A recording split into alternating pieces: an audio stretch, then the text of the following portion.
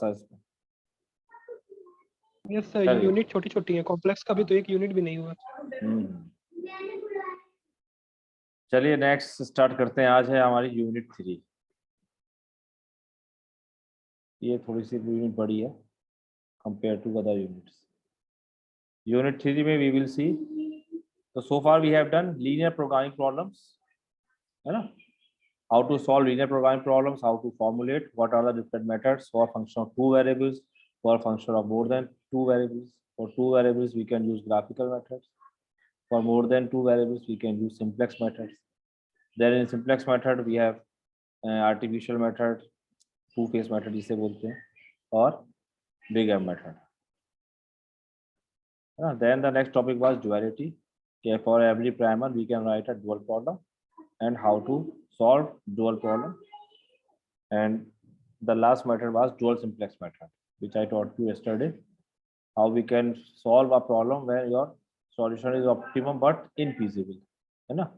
Then we can use dual simplex method. So next unit 3 you have now general non-linear programming problems. Now we will see non-linear programming problems.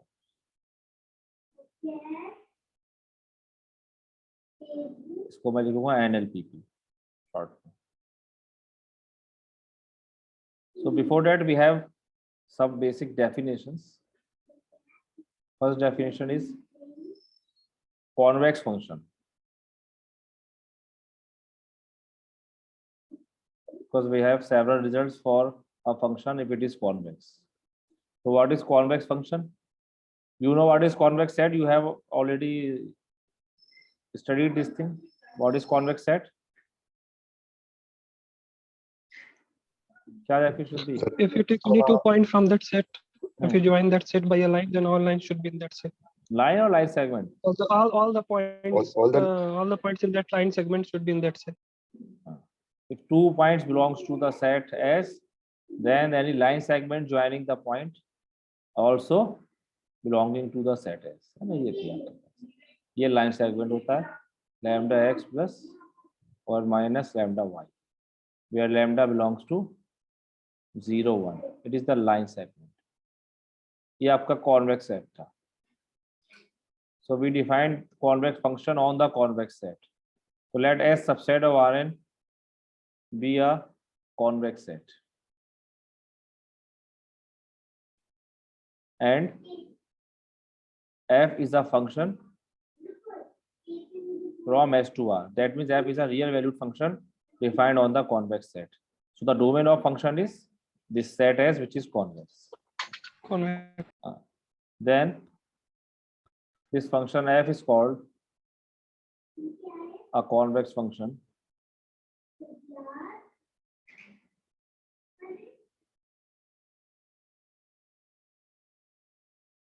if f of lambda x1 plus 1 minus lambda x2 is less than equal to, ये line segment है ना, इस line segment की image should be less than equal to lambda f बदल है plus 1 minus lambda fx2 for all x1 x2 belongs to sets, her point के लिए, and lambda is same belonging to 0, 1. ठीक. So any function which is satisfying this property, what, that image of the line segment, ये line segment है, इसकी image should be always less than equal to the line segment joining the images of the point. ये क्या है? It is also a line segment, है ना? But it is a line segment taking the images of the point, and here it is the image of the line segment. This should always less than equal to. Graphically you can see कि अगर you have a function, suppose अगर मैं R2 में ले लूँ, example definition Rn के लिए, you can take R2 xy पे अगर मैं ले लूँ, and you have suppose some function like this. Suppose it is a point, suppose this is some x1, and notation दे रहा हूँ बस x1, and this is some x2, suppose ये x1 x2 point है. तो अगर ये x1 x2 पॉइंट है तो व्हाट विल हैपन, ये आपका फंक्शन है y is equal to fx, it is a function fx, so here it will be image here, है ना।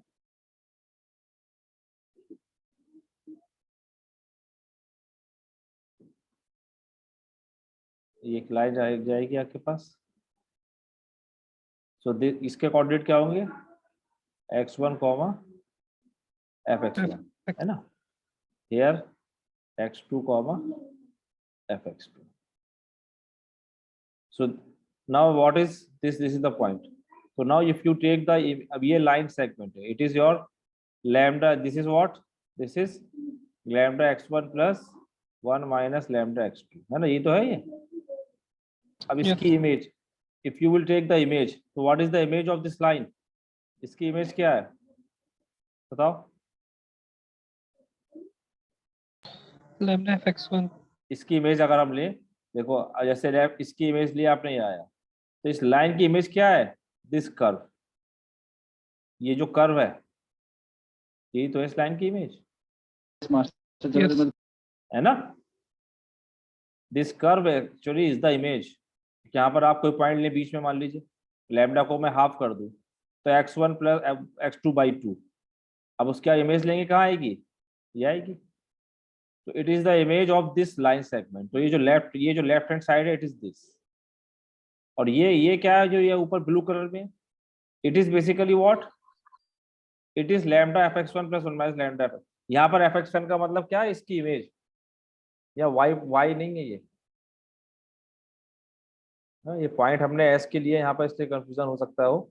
यहाँ पर आप चाहे तो इसको x, y कर लो, यहाँ पर इसको lambda x plus 1 minus lambda y लिख लो चाहे तो, ये x1 x2, तो ये क्या हो जाएगा यहाँ पर fx प्लस fy। यहाँ x का मतलब क्या है, x बिलोंग्स टू s है, s is a subset of Rn। So now if you take the left hand side क्या, lambda fx1 plus 1 minus lambda fx2, so geometrically you can say that geometrically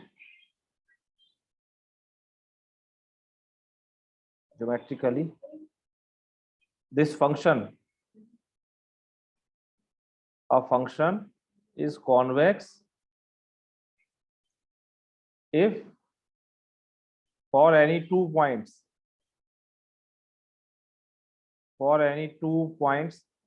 suppose ये points में p and q ले लेता हूँ, p and q on the curve, the line segment joining p and q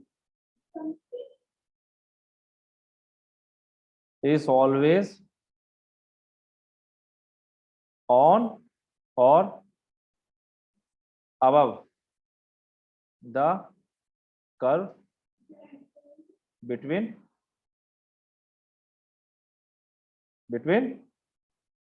P and Q, है ना। तो curve जो होगा it will be always below the line segment joining the points P and Q, या you can say, क्योंकि ये क्या है, ये लाइन सेगमेंट है आपके पास, ये वाला लैम्डा, ये this is the line segment, ये लाइन सेगमेंट आपका क्या है, lambda point P plus 1 minus lambda point Q, इसको जो ज्वाइन करने वाला लाइन सेगमेंट है ना।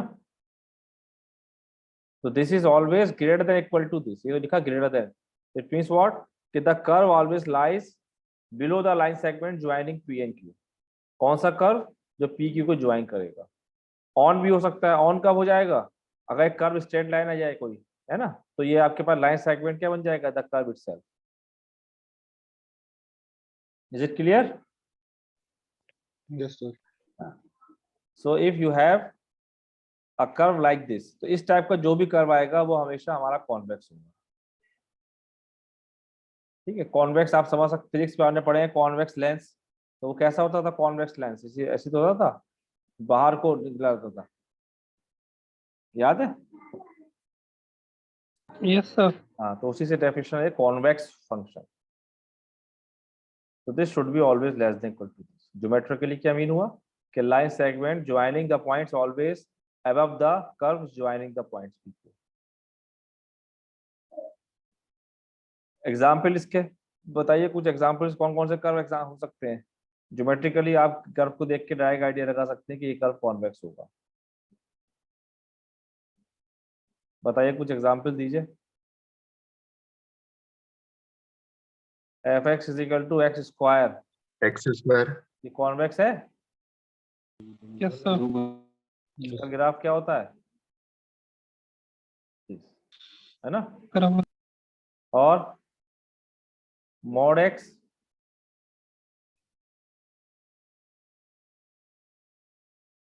है ना।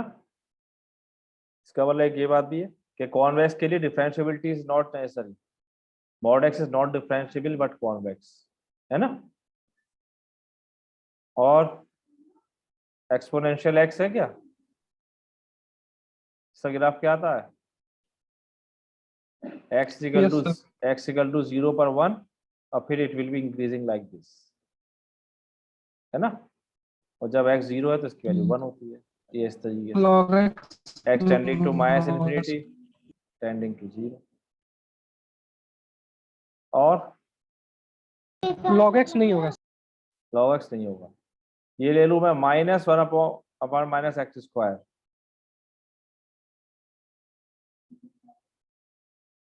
ये क्या है, एक सर्किल है ये, लेकिन सर्किल का कौन सा पार्ट है ये वाला नीचे वाला यूनिट सर्किल है ना।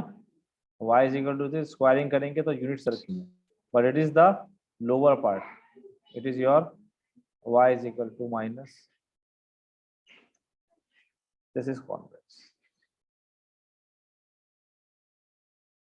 So these are the convex function. तो graphically you can take the idea कि कोई सा भी कर्व आप लें, यहाँ पे जब भी आप लाइन सेगमेंट लेंगे ज्वाइन करेंगे, curve will be lying below always, किसी भी उसमें ना।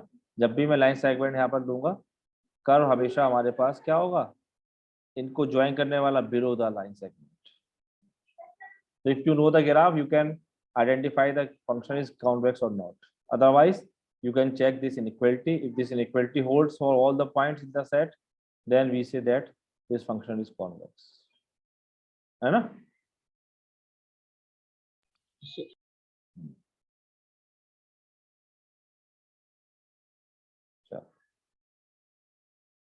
कॉन्वेक्स को उल्टा कॉनकेव फंक्शन है। कॉनकेव फंक्शन क्या कर दें, अगर इनइक्वालिटी रिवर्स कर दें क्या हो जाएगा आपके, ये Yes. कॉनकेव बन जाएगा, है ना।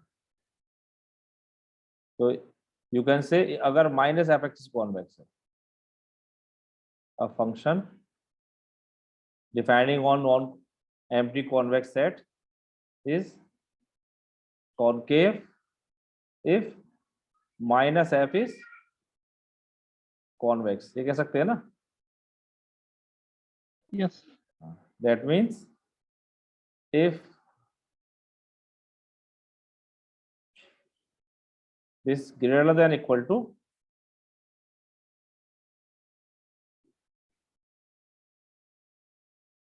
for all x1 x2 belongs to S, graph converse हो जाएगा। तो यहाँ जितने हमने लिए सब पे अगर आप माइनस लगा देंगे तो क्या होगा, ये सब आपके कॉनकेव के एग्जाम्पल बन जाएंगे, है ना। अगर यहाँ पे माइनस लगा देंगे strictly, if the inequality is strict, अगर ये इनइक्वालिटी स्ट्रिक्ट हो जाए तो उसको हम कहते हैं स्ट्रिक्ट कॉन्वेक्स फंक्शन। यहाँ पर तो लेस देन इक्वल टू है, अगर ये इनइक्वालिटी स्ट्रिक्ट हो जाए, इसे अगर मैं नंबर 1 कह दूं, if inequality 1 this is strict, then function f is called a strictly convex function, strictly convex function, okay. There are different theories for these strictly convex, convex, concave, और बहुत से फंक्शन होते हैं, क्वासी कॉन्वेक्स होता है, pseudo convex, but in our syllabus we have this convex functions only. But in research area, if you will go, you will see for master level of our research, so there are different classes in convex: quasi-convex, pseudo-convex, invex, e-convex. That are the different generalization and different classes of convex functions.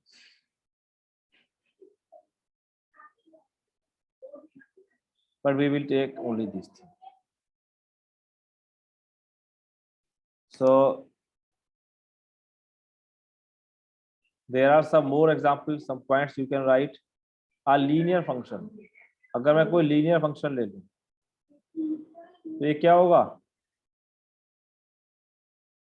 It is both convex and concave. concave. Linear function का आपको मालूम है, अगर आप graph लेंगे तो एक line आएगा इस तरीके से, y इज इक्वल टू कोई भी line ax1 plus b1 ax plus by plus c is equal to 0. तो लाइन जो है उस पर इक्वालिटी, क्योंकि दोनों ही इनइक्वालिटीज में इक्वालिटी होल्ड हो रहा है ना, तो इक्वालिटी जब होल्ड होगी तो वो कॉन्वेक्स भी है कॉन्केव भी है. लीनियर फंक्शन के लिए क्या हो जाएगा आपके पास? f of this equal to हो जाएगा. Okay, so linear function is both convex and concave. ऐसे ही आप फंक्शन, तो साइन फंक्शन 0 से पाई के बीच, साइन फंक्शन 0 से पाई, साइन फंक्शन का ग्राफ ये होता है ना. तो अगर आपने 0 टू पाई लिया, ये होता है ना 0 टू पाई, 0 पे 0, पाई पे 0, और इधर आपका क्या आता है ये पाई बाय 2 पे कितना माइनस, गलत बना दिया क्या? पाई बाय 2 पे कितना होता है? सर सही बना है. सही है, -1 होता है. 0 पे 0, 0, then you go, then you will go here. तो यहाँ सर पर पाई बाय आपके 2 पे हाँ, तो ये इतना पार्ट तो कॉन्वेक्स है एंड इतना पार्ट ये एक्चुअली -पाई टू +पाई लेते हैं ना, तो ये आपका क्या है? कॉनकेव है. तो अगर आप बाउंड रेस्ट्रिक्शन करेंगे अपना इंटरवल पे, तो you can see that -pi to 0 it is convex and 0 to pi it is concave. Okay, but Yes, अगर sir. अगर आप पूरा ग्राफ ले लें उस केस में it is neither concave nor convex, Neither. है ना. हाँ, a function, so a function may be both convex concave or a function may be neither convex nor concave. दोनों केस पॉसिबल है. तो बोथ का केस तो ये हो गया, और बोथ है जब, and neither convex nor concave ये हो गया आपके पास. ठीक, -pi by 2, 0 plus pi by 2 pi, ऐसे आ जाता है. तो f(x) equal to sin x when x lying between -pi to pi. So it is neither concave, neither convex nor concave. अच्छा, एक पॉइंट मैंने बता दिया कि convex function need not be differentiable. Mod x is the example. A convex function need not be differentiable. ठीक, ये सब छोटे छोटे क्वेश्चन है जो आपसे पूछे जा सकते हैं. क्या कॉन्वेक्स फंक्शन ऑलवेज डिफरेंशिएबल ही होगा? तो mod x is the example है कि not differentiability is not necessary. Continuous के लिए अगर बात करें, क्या कंटिन्यूअस रहेगा हमेशा?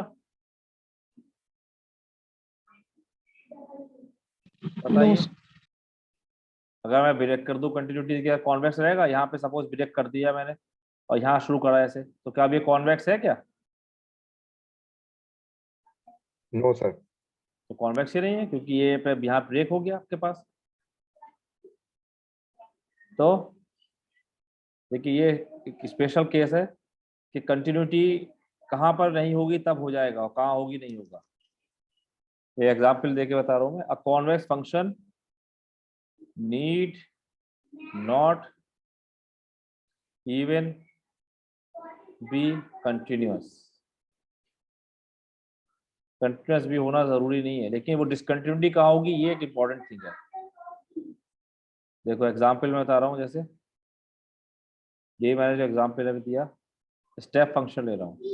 Suppose x square when x is lying between -1 to 1 और x इज इक्वल टू 1 पर सपोज मैंने ले लिया इसकी वैल्यू. अब ये फंक्शन कैसा है?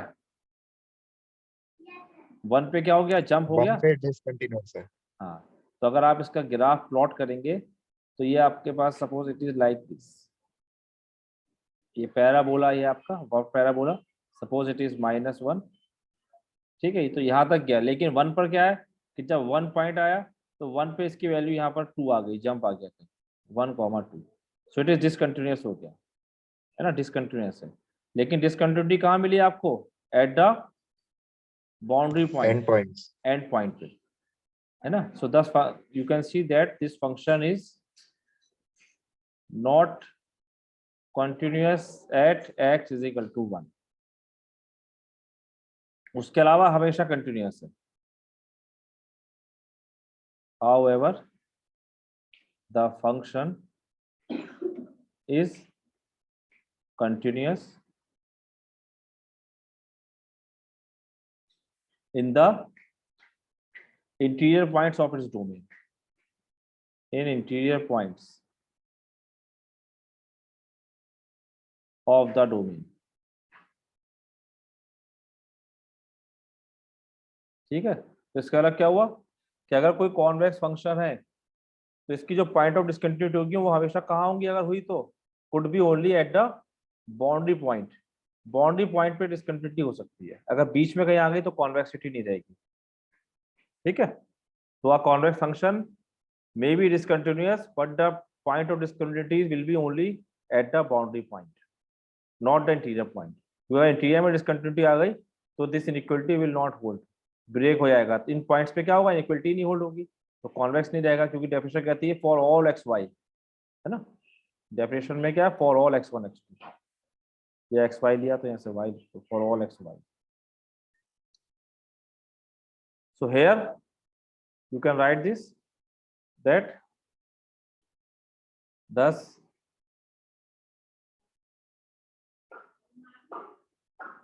if function is convex then the points of discontinuity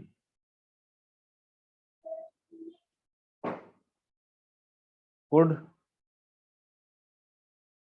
only be the boundary of S।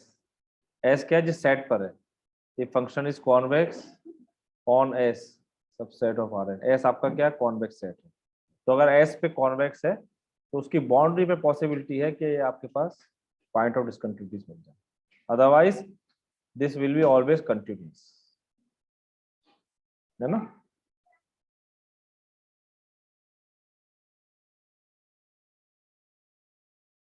if f and g be two convex functions over S subset of Rn, then their sum f plus g, their scalar product where alpha greater than 0, है ना, और maximum of these two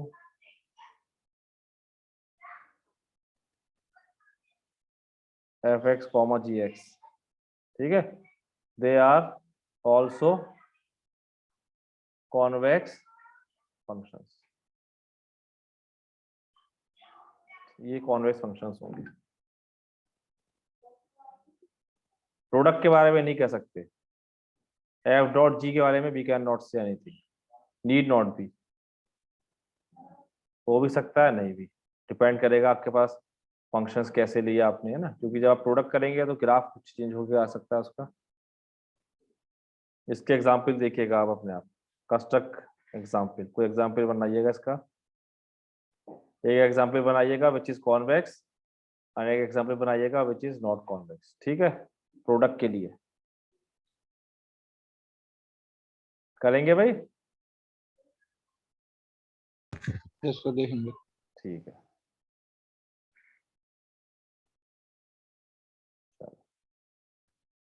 ये कुछ convex की properties थी. Then we have your non-linear programming. Non-linear programming problem.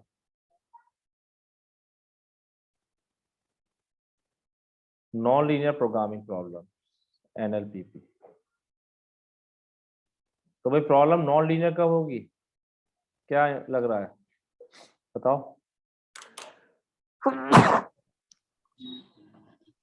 When I will say something is non-linear.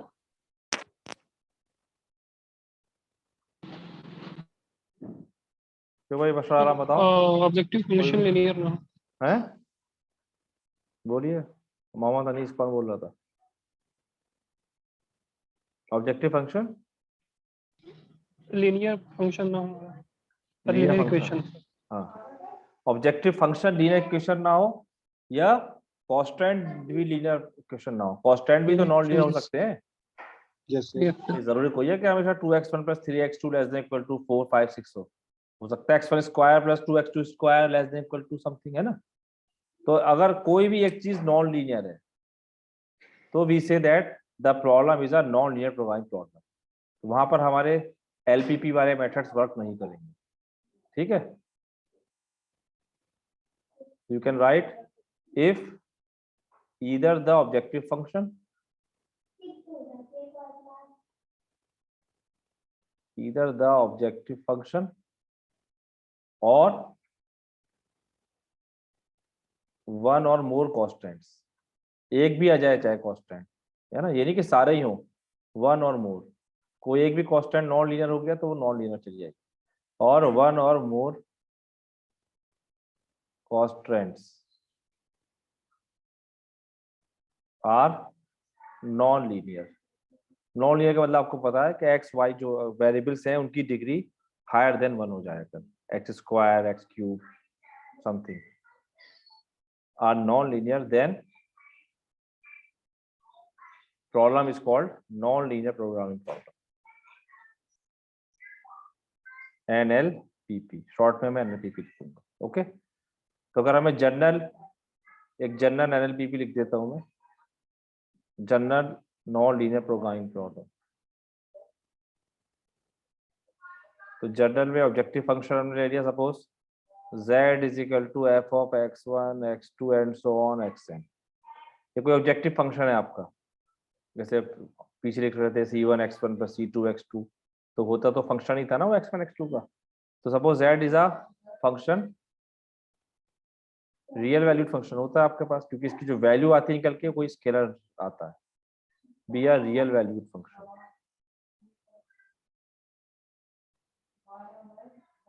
Subject to the constants and I have some constants. Suppose g1, यहाँ पर g1 ऊपर ले लिया क्योंकि x1 x2 हम यहाँ use कर रहे हैं. That is the notation of your textbook. g1 is a cost, it may be less than, greater than or equal to b1. g2 x1 x2 xn.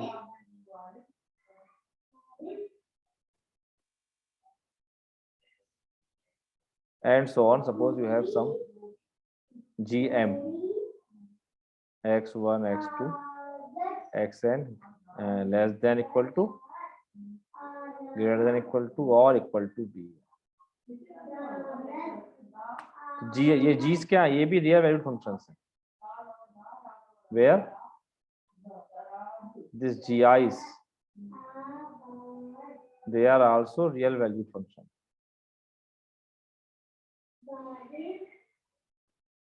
Real valued functions. Okay. और xj क्या आपके पास, xj greater than equal to 0 है, j is 1 to n.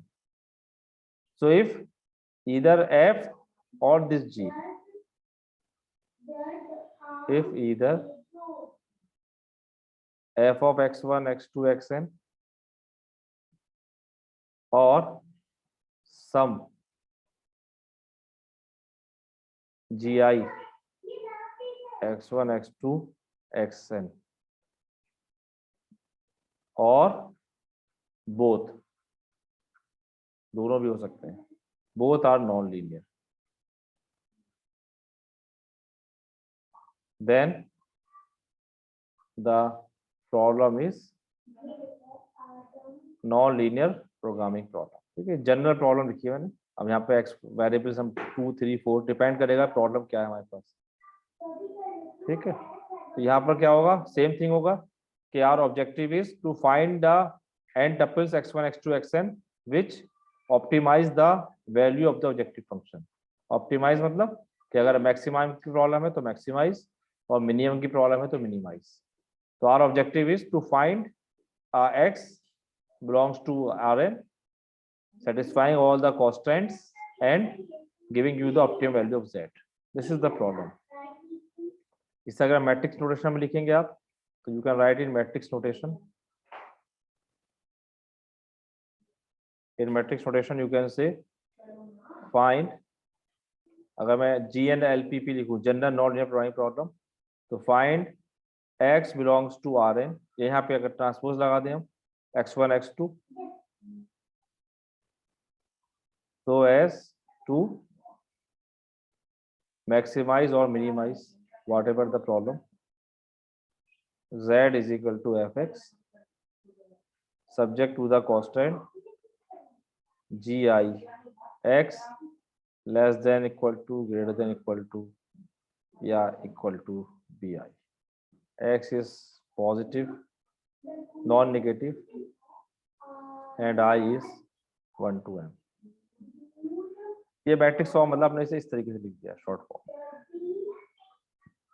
अच्छा, एनएलपीपी पे आपने देखा कि optimum solution जो एग्जिस्ट करता था, कहाँ एग्जिस्ट करता था हमेशा?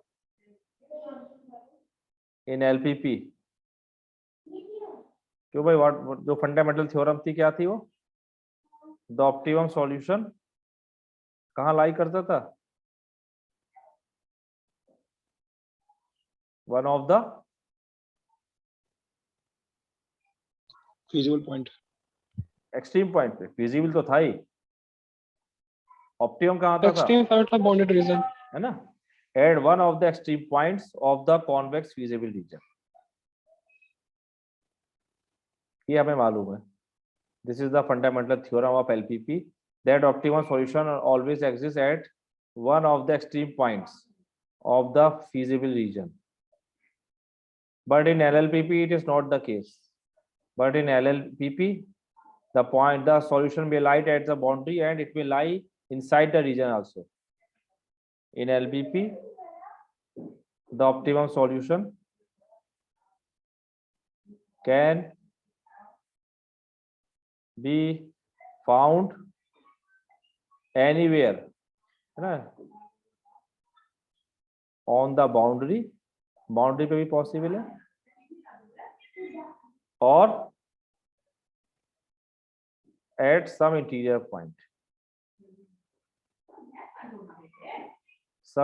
point, of the region. Even इसमें जो region